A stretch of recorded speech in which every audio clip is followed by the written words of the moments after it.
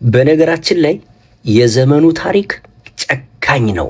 አስምሩበት። ጨካኝ የሚለውን ወርድ የተጠቀምኩት ማስተባበል አይቻልም። አርሲ ከአንድ ሁለቴ አይቻለሁ። የአርሲ ህዝብ ወገኑን የሚወድ ነው። እኛን ተቀብሎ በጣም የሚያምር ጊዜ እናሳልፍ ጥሩ ሜሞሪ ይዘን እንድንመለስ ያደረገ ነውና እኔ ስለ አርሲ ሳስብ ሁሉ ጊዜ ደስ የሚል ስሜት ነው። RC. Nobody deserves this. I don't know why I'm saying this now, but for those who don't know, armed assailants raided remote farming villages in districts including Asako, Shirka, and Honkolowabe, and at least 13 Orthodox Ethiopian Christians lost their lives. የግድ ካራኛ አንገት ላይ መምጣት አለበት እኛ ለማልቀስ የእያንዳንዳችን ደም መፍሰስ አለበት። የቤተክርስቲያን ደም ማለት እኮ ይሄ ነው። የቤተክርስቲያን ስቃይ ማለት እኮ ይሄ ነው። የቤተክርስቲያን ህመም ማለት እኮ ይሄ ነው። ታዲያ በዚህ ዘመን በኃይለኛው በእግዚአብሔር ፊት ራሳችንን ያላዋረድን ሰላም ጤና ይስጥልን። እንዴት ከረማችሁ? እንዴት ቆያችሁ? የዘመኑ ታሪክ ጨካኝ ነው የሚል ደስ የሚል ርዕስ ከአንድ ወንድማችን አገኘሁኝ። እናም በዚህ ዙሪያ ላይ ምናልባት ምስጋናን ያካተተ ዝግጅት ይዤ መጥቻለሁ። ተከታተሉኝ ዘንድ በአክብሮት ጋበዝኩኝ። ከነዚህ ግጥሞች እንጀምር። አምና በእንትን ሰበብ ዘንድሮም በእንትና ሰበብ እያረጉ ይጥሉናል አርደው። እኛን ካልገደለ ሚኖር አይመስለውም የመጣ የሄደው ህመምህን ሳይሽር ቁስልህን ሳያክም ማን እንደገደለ ሊያስረዳ ሲደክም እንደማይቀር አውቀህ ይቀራል ያልከው ግፍ ወይ ለመኖር ታገል ወይ ሞትህን ደግፍ። ኧረ ይደብራል በጣም። በቀን በሌሊትም በጎች ከተበሉ ቀበሮውን ሳይሆን እረኛውን ፍሩ። እንግዲህ መልእክቱ ያው ጠጠር ይላል። እንግዲህ የሁለቱም ግጥሞች ያው እንግዲህ በተፈጥሮ ጠጠር ያለ መልእክት ያስተላልፋሉ በደንብ ከተቀመሙ። ወንድማችን ደግሞ የዘመኑ ታሪክ በጣም ጨካኝ ነው ይለናል። ከምን አንፃር ይሆን እንደዚህ ያለው? እስቲ እንከታተለው። በነገራችን ላይ የዘመኑ ታሪክ ጨካኝ ነው። አስምሩበት። ጨካኝ የሚለውን ወርድ የተጠቀምኩት ማስተባበል አይቻልም። በዚህ ዘመን የቀደመው የቤተ ክርስቲያን ስደትና መከራ በመጽሐፍ ተጽፎ አግኝተነዋል። ልጆቻቸው አንብበነዋል። የአባቶቻችንን መከራ ስደታቸውን ያ ታሪክ በመጽሐፍ ተጽፏል። ያን ታሪክ የፈጸሙ አጥፊዎች ልጆች ግን በመጽሐፍ ነው የተጻፈው፣ ታሪኩን አላየህም ብለው እንዲከራከሩ እድል ይሰጣል መጽሐፍ ስለሆነ። ያሁኑ ልዩ የሚያደርገው ማስተባበል አይቻልም። ጨካኝ ነው። በኦዲዮ ቪዲዮ የተቀመጠ ነው። በዚህ ታሪክ ደግሞ የመጀመሪያዎቹ ተዋናይ ታሪክም ሲጻፍ ታሪክ ጸሐፊያን የሚያስቀምጡት ኢንተርኔቱም የመዘገበው የመጀመሪያው ተጠሪዎች በቅዱሱ በእግዚአብሔር መንፈስ ላይ ያሾፋችሁ፣ በእግዚአብሔር መንፈስ ቅዱስ ላይ በጫካ ተሿሹማችሁ ከሕግ ውጭ ከስርዓት ውጭ እንደገና በወታደር ታጅባችሁ ተመልሳችሁ እሺ እግዚአብሔር መሐሪ ነው፣ የምህረት እጆቹ ሰፊ ስለሆኑ የንስሐ ዕድሜ ተሰጥቷችሁ ይህን ህዝብ ልታገለግሉ ይህን ምእመን ስልጣኑን የተቀበላችሁ እነ ቅዱስ አትናቴዎስ አንፈልግም ብለው ጠፍተው ተፈልገው የተሾሙበትን ስልጣን የተቀበላችሁ ያ ስልጣን ምን እንደሆነ ደግሞ ያሳዩ 5 ጊዜ ከመንበራቸው ተፈናቅለው ሸሸት ያሉ ለ15 ዓመት ስደት ላይ የነበረው ቅዱስ ሐዋርያው አትናቴዎስን አወቃችሁት? የእርሱን ስልጣን የያዛችሁ እኔ ቆሻሻ ርካሽ ሰው ነኝ። እውነቱ ግን ይህ ስለሆነ ነው። እንደ ምእመንም እኔ እጠየቃለሁ፣ አንተም ትጠየቃለህ። በእነ ቅዱስ አትናቴዎስ ዘመን የነበረው ክርስቲያን የፈጸመው ገድሉ ተጽፎለታል። የምናነበው ያንን ነው። እኛም እንደነሱ እንድንሆን። በዘመኑ እኮ በጣም ብዙ ሊቃነ ጳጳሳት ነበሩ እኮ እንደነ ቅዱስ አትናቴዎስ መስቀል የያዙ። አይፈልጓቸውም። ትክክለኛዋን የክርስቶስን ዕድ ስለሚያውቋት፣ የውሸቱን ስለሚያውቁ በዚያ ዘመን የነበሩት ክርስቲያኖች በእነሱ አይን ነው የምንመዘነው። እኛም የሁላችንም ታሪክ ነው። በዋናነት ግን ፊገር ሆኖ የተቀመጡት እነማን ናቸው? እነ አሪዮስ፣ እነ ንስጥሮስ፣ እነ መቅዶኒዮስ ናቸው። እነሱ በምንፍቅናቸው ቤተክርስቲያን አሳደዷት። እናንተ ደግሞ በደማችን ላይ በክርስቶስ ደም ላይ። ይህ እናንተ ታሪክ ነው። የእናንተ ታሪክ ነው። ታሪክ እንዲያስቀምጣል። ታሪክ ጸሐፊያን ደግሞ ማረጋገጥ የፈለገ ይህን ሊንክ ተጭኖ ገብቶ ማየት ይችላል ይላሉ። በኦዲዮ ቪዲዮ የተቀመጠ ነው። የእናንተ ታሪክ ነው፣ አስምሩበት ለማለት ፈልጌ ነው። ይሄ ለልጅ ልጅ የሚነገር ታሪክ ነው። እግዚአብሔር አምላክ ግን መሐሪ ነው። ቀኑ ገና ነው እኮ ስጋ ከነብስ አልተለየም። አሁንም የንስሐ ሕይወት አለ፣ የንስሐ ሕይወት አለ። የሚምር አምላክ ስላለን እግዚአብሔር የተመሰገነ ይሁን። ሰርቷት በሄደው ቤተክርስቲያን ውስጥ ስላለን፣ ምህረት የምትሰጥ ቤተክርስቲያን ውስጥ ስላለን። የተገነጠለች ከሆነችስ ማን ያውቃታል? ከሲኦል ደጆች ውስጥ የተቀላቀለች ናት። ታሪክ እንዲያስቀምጣል ማለት ነው። አዎ ታሪክ ይቀመጣል። እንደ ድሮ በአፈ ታሪክ አይደለም፣ ወይም ግፋ ቢልም በመጽሐፍ አይደለም፣ ወይንም ደግሞ የተጻፈው ነገር ምንም ማረጋገጫ እንደሌለው አይነት አሁን ላይ መጥቶ ውዝግብ እንደሚፈጥረው አይደለም። አሁን የሰው ልጅ በሚረዳው በሚያየው በሚሰማው ነገር በሚዳስሰው ነገር መዳሰስ በሚችለው ነገር የተቀመጠ መልካም ከሰራንም ክፉም ከሰራንም እንደ ድሮ የሆነ ባልታየ ባልተሰማ ታሪክ አንወዛገብም።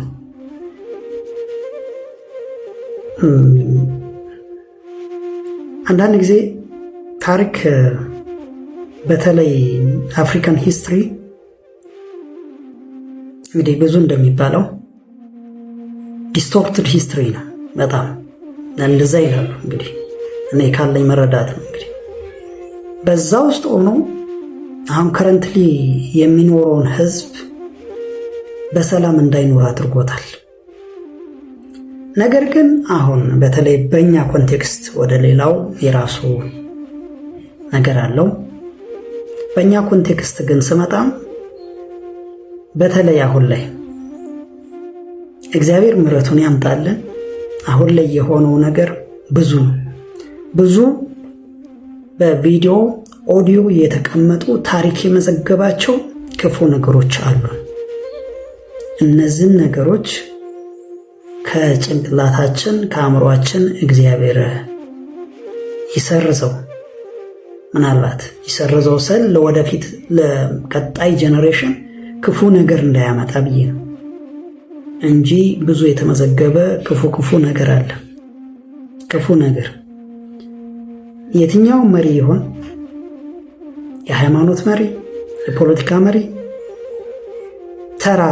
ተርታ ግለሰብ እያንዳንዱ ስለሚያደርገው ነገር ተመዝግቦለታል።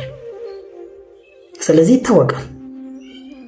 አሁን ደግሞ የደረስንበት ቴክኖሎጂ እጅግ የመጠቀ ነው። ምን እያደረገ እንደሆነ የሚታወቅበት ሰዓት ነው። ስለዚህ ለማንኛቸውም ይህ ለማለት የፈለኩት ይህንን ነገር ሳነሳም ሰሞኑን በአርሲ ጉዳይ እንግዲህ ሁሉም አገሪቱ አይደለችም ዓለም አቀፍ ሚዲያዎችን በተወሰነ መልኩ ወይንም ደግሞ ተጽዕኖ ፈጣሪዎች በተወሰነ መልኩ ዘግበውታል፣ እንደሚፈለገው ባይሆንም። ነገር ግን ትላንትና ማለትም ቅዳሜ የአርሰናል ደጋፊዎች የድግስ ጥሪ አዘጋጅተው ነበር እና በዛ ላይ በኮንሰርቱ ላይ ያልተገኙ ሙዚቀኞች ወይንም ደግሞ አርቲስቶች ወይ ሌሎች ግለሰቦች አርሲ ወገኔ ሞቶ እኔ እንዴት ነው እሱ እዛ ላይ የሚገኘው ማለታቸው በታሪክ የመዘገበላቸው መልካም አርአያነት ወይንም ደግሞ መልካምነታቸውን ይዞ የሚያቆይ ነው። ለዛም ነው ለምሳሌ አልፎ አልፎ አንዳንዶቹን ብናይ እንደ ሳሚ ዳንን እናገኛለን እዚጋ። እስቲ ሳሚ ዳን የሚለውን እንከታተል። እንዴት ናችሁ? unfortunately today's message a beautiful day። ምክንያቱም በተለያዩ ዜናዎች ላይ የምንሰማው በተለይ በኦርቶዶክስ እምነት ተከታዮች በአርሲ አካባቢ የተፈጠረው ነገር ትንሽ ስሜትን የሚረብሽ ሆኖ አግኝቼዋለሁና እዛ ላይ የተወሰነ መልእክት ማስተላለፍ እንዳለብኝ ጥያቄንም ማቅረብ እንዳለብኝ ስለተሰማኝ ነው ወደዚህ የመጣሁት። ጥያቄም ደግሞ ቀጥታ የህዝብን ደህንነት ለሚመለከተው የመንግስት አካል ነው። እዛ አርሲ ላይ አልተደጋግመም ወይ ይሄ ዜና የምንሰማው ነገር? እዛ ጋር ግምገማችሁ እንዴት ነው? ሴኩሪቲ ላይ ማነው ሪስፖንሲቢሊቲውን የሚወስደው? እኔ በሌላኛው መልኬ አርሲ ከአንድም ሁለቴ ሄጃለሁ። አርሲ ወገኑን የአርሲ ህዝብ ወገኑን የሚወድ ነው። እኛን ተቀብሎ በጣም የሚያምር ጊዜ እንድናሳልፍ ጥሩ ሜሞሪ ይዘን እንድንመለስ ያደረገ ነውና እኔ ስለ አርሲ ሳስብ ሁሉ ጊዜ ደስ የሚል ስሜት ነው እና አሁን ካለው ዜና ጋር እንዴት አድርጌ እንደማስታርቀው ግራ ነው የገባኝ። እዛ እኔ ያለኝ እንትንና አሁን ያለው ይህንን ስም እንዲፈጠር እያደረገ ያለው ማን ነው? ሪስፖንሲቢሊቲውን የሚወስደው ማን ነው? አልተደጋገመም ወይ? እዛ ጋር የህዝብን ደህንነት የምታስጠብቁ ሰዎች እንዴት ነው ያለው ነገር? ግምገማችሁ ምንድነው የሚለው ተደጋግሞ የሚጠይቀኝ ነገር ነውና እዛ ላይ እኔም እንደ አንድ ዜጋ እጠይቃለሁ። ማን ነው ይህንን የሚመለከተው? እዚህ ላይ ስራ አይፈልግም ወይ? በተለይ እንደ አንድ ኦርቶዶክስ እምነት ተከታይ ጽላቱ ምኑን ይዘው ሲሄዱ ስታዩት በጣም ልብን ይሰብራልና ምንድነው እዛ ጋር መፍትሄው? እዛ ላይ መልስ እንፈልጋል። ተደጋገመ። እኔ የማቀው አርሲ እንደዚህ አይደለም። በጣም ጥሩ ጊዜ ያሳለፍኩበት ደጋግሜ ለመሄድ የምመኘው አይነት አካባቢ ነው። ህዝቡም ደስ የሚል ነውና አሁን ካለው ዜና ጋር አልሄድ አለኝና ማን ነው ይሄንን ነገር እንዲህ አይነት ነገር እንዲፈጠር የሚያደርገው? በጣም ተደጋግሞ የሚመጣ ነው እንጂ እኛ አርቲስቶች ነን እንደምታውቁት፣ ስራችንን ለወራት ተዘጋጅተን ማቅረብ ነው ለኛ እንደ ስራ ነው። ሁላችሁም ስራ እንዳላችሁ ሁሉ ለኛም ስራችን ነው። ግን ደግሞ እንደዚህ የህዝብ ነገር ደግሞ ሲመጣ ጥያቄን ሲኖረን ደግሞ እናቀርባለንና እንደው የዚህ ነገር ላይ በትኩረት ቢታይ በጣም ከሚፈልጉ ሰዎች አንዱ ነኝ። በጣም ትኩረት ሊሰጠው ይገባል ብዬ አስባለሁ። ታሪክ ያመሰግናል ሳሚዳ። ሌሎቹ ደግሞ ሙዚቀኛ ታደለ ሮባ ነው እና ኮንሰርቱ ላይ አልገኝም ብሏል። ለዚህም ታሪክ በደማቅ መልኩ መዝግበዋለች። ጨካኝ ታሪክ የተባለው ለዚህ ነው። ክፉ ቢያደርግ በአጠቃላይ እንግዲህ የምስጋና ዝግጅት ነው። በነገራችን ላይ ሌላኛዋ ሙዚቀኛ ራሄል ጌቱ ናት። እንግዲህ እሷም ተመስግናለች ከመጀመሪያው ጀምሮ ስለ አርሲ እንግዲህ ነው እዚህ ላይ አልገኝም ብላ ቀድማ ያሳወቀች ናት። እንደው ሌሎች አርቲስቶቻችን ሰለሞን ሙዬ፣ ትዕግስት ግርማ፣ ብዙዎች እንግዲህ በጣም ብዙ ኦርቶዶክሳውያን አርቲስቶቻችን። ሌላኛው ደግሞ የባህር ዳር ዩኒቨርሲቲ ተማሪዎች ይመሰግናሉ። በዚህ ላይ በእውነት በጣም ትልቅ ነገር ነው ይህ ነገር። እንግዲህ እኔ ወይቱን ማወቅ አለብን። ሁለት ቤተክርስቲያን የተቃጠለው 101 ዓመት ያደረገ ቤተክርስቲያን ጭምር የሀገር ቅርስ የሚሆን ስለዚህ የባህር ዳር ዩኒቨርሲቲ ተማሪዎች እንዲህ ማድረጋቸው የሚመሰገኑ ነው። ሌላኛው ደሴዎችም ነው ብለው ተነስተዋል። ሰየው። ስለዚህ በታሪክ ላይ ቆንጆ ውጤትን አስመዘገባችሁ ማለት ነው። ሌሎች በጣም ስፍር ቁጥር የሌላቸው ብዙ ነው ብለው የተነሱ ታሪክ በደማቁ የመዘገባቸው አሉ። ሌሎች ደግሞ በዓለም አቀፉ ዙሪያ ላይ ይሄኛው አንድ ቪዲዮ አለ። እሱ እንግዲህ ሲመስለኝ እኔ ወይ ቋንቋውን አልረዳውም፣ ግን ስለ ortodossai non. Martiri cristiani in Etiopia, ma chi ve lo racconta? In questi giorni, proprio in questi giorni, ci sono massacri contro i cristiani ortodossi etiopi. Ma chi ve la racconta sta cosa? Non c'è da nessuna parte, non ve lo dice nessuno. Andatevi a vedere il sito borchena.com, 37 morti, centinaia di case distrutte, e chi sarà mai? Chi sarà mai dietro? Chi c'è? Nessuno vuole parlare del genocidio dei cristiani in Etiopia. Aiutatemi a farlo sapere, aiutatemi a condividere questo video, fate sapere, solleviamo la voce, fate in modo che i giornali ne parlino, iniziamo a prendere notizie, iniziamo a scoprirlo, perché li stanno massacrando. Ancora una volta ci sono questi scontri contro i cristiani e noi non possiamo tacere, non possiamo stare zitti e non possiamo star qua con le mani in mano a non far niente.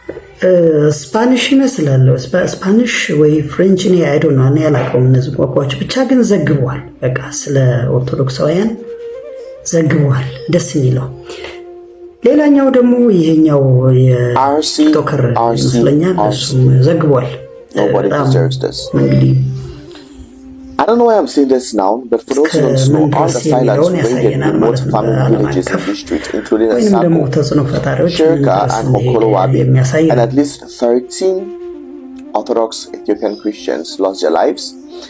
And the part that hurts me the most is the 101-year-old historic Telata St. Gabriel Church that was burned to the ground. Come and see worshippers struggling, fleeing, running away to the point where they had to even take their tablets, that is their arks, into the bushes so as they could protect this historic and this holy ornament. No one deserves to die in the first place, talk less of dying in such a way. We all know we are going to leave this world someday, but not like this. It is a very sad moment. It is a moment of reflection. My heart goes to each and every one of you all affected, all of you all living in such zones. You all just stay safe.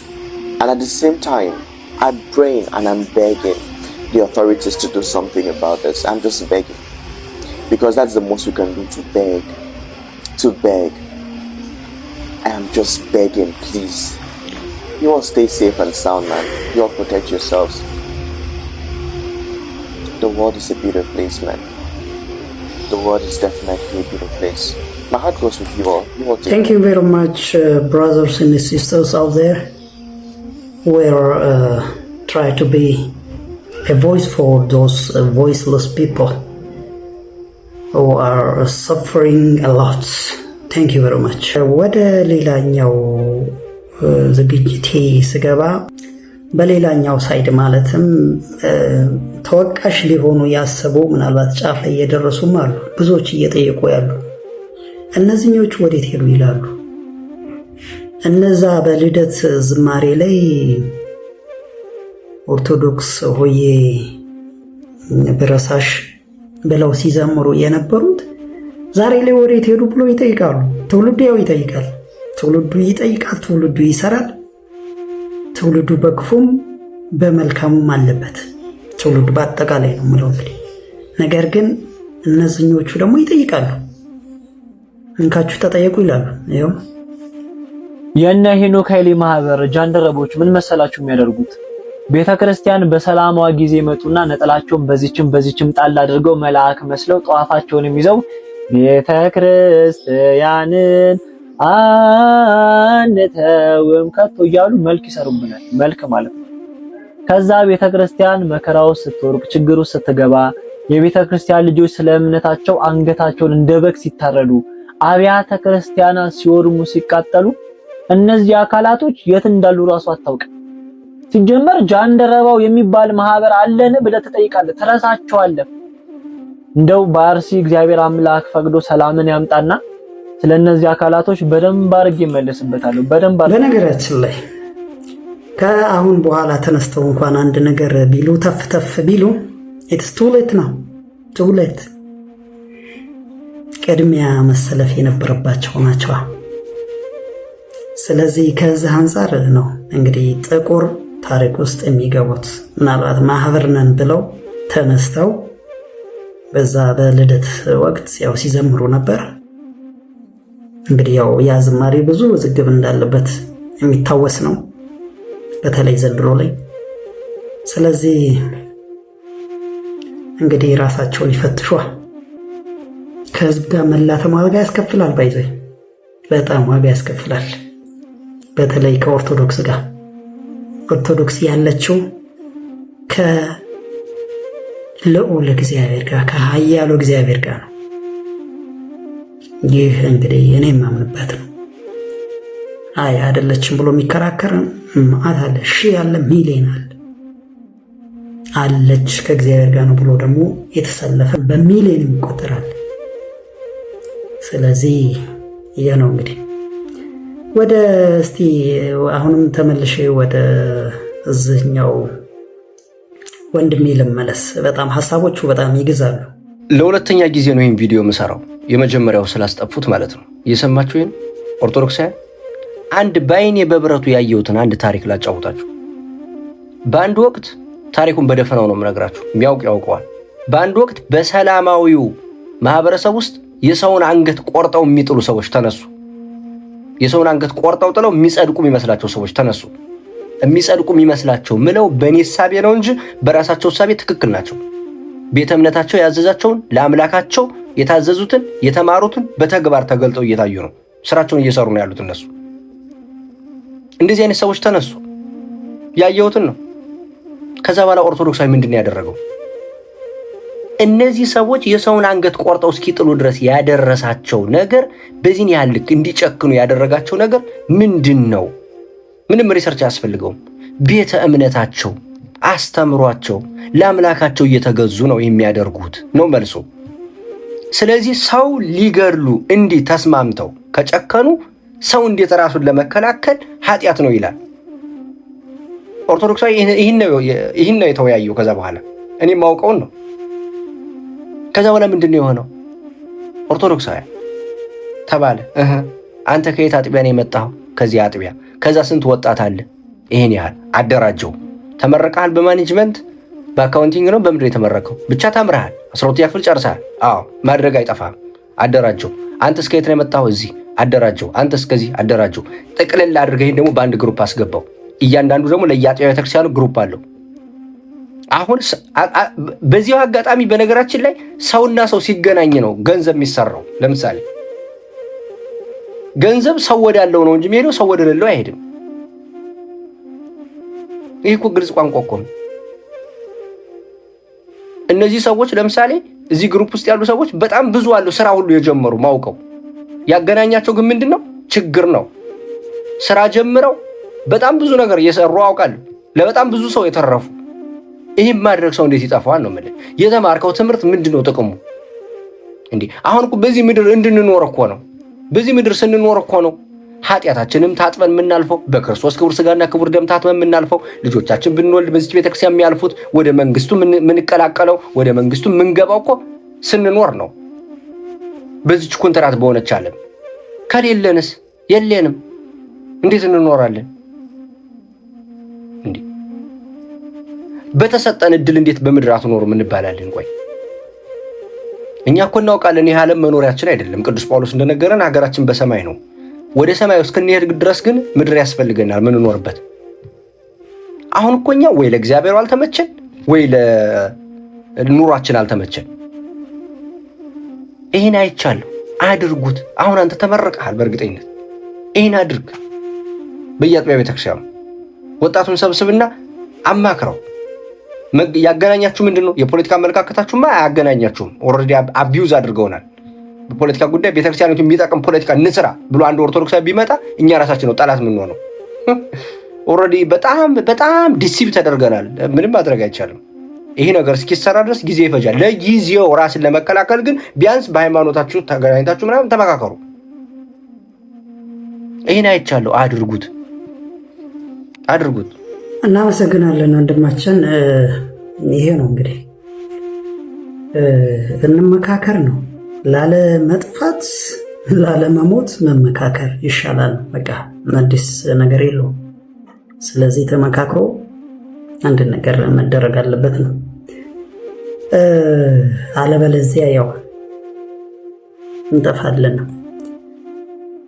እንግዲህ መምህራችን ደግሞ እንዲህ ይለናል።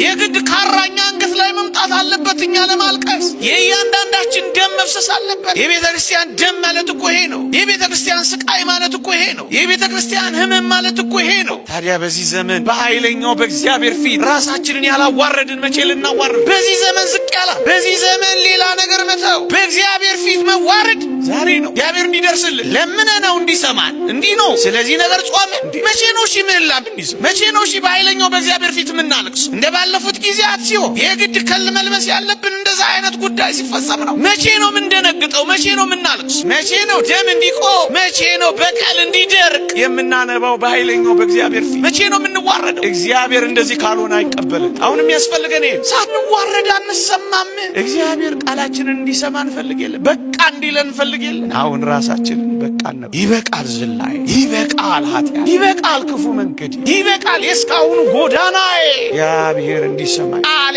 በእግዚአብሔር ፊት እንዲሰማ እኔ ከኃጢአት ጋር ልቆራረጣ፣ እሱ ነው የሚያስፈልገው። አሁን እናልቅስ። አሁን የምር ንጹህ፣ አሁን የምር ምህላ እናድርስ። አሁን አመድ ላይ እንነስንስ። አሁን እግዚአብሔር ይርዳል።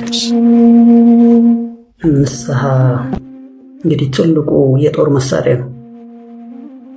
እንግዲህ እንደ አስተምሮቱ ከሆነ ወይም ደግሞ እኔ እንደማምንበት ማንኛውም ኦርቶዶክሳዊ የሚያምንበት ንስሐ ትልቁ የኦርቶዶክሳውያን መሳሪያቸው። ከዛ በኋላ ነው ሁሉም ነገር ኃይል የሚሆናቸው። እንግዲህ እግዚአብሔር ይርዳን ወደዛ ለመብቃት።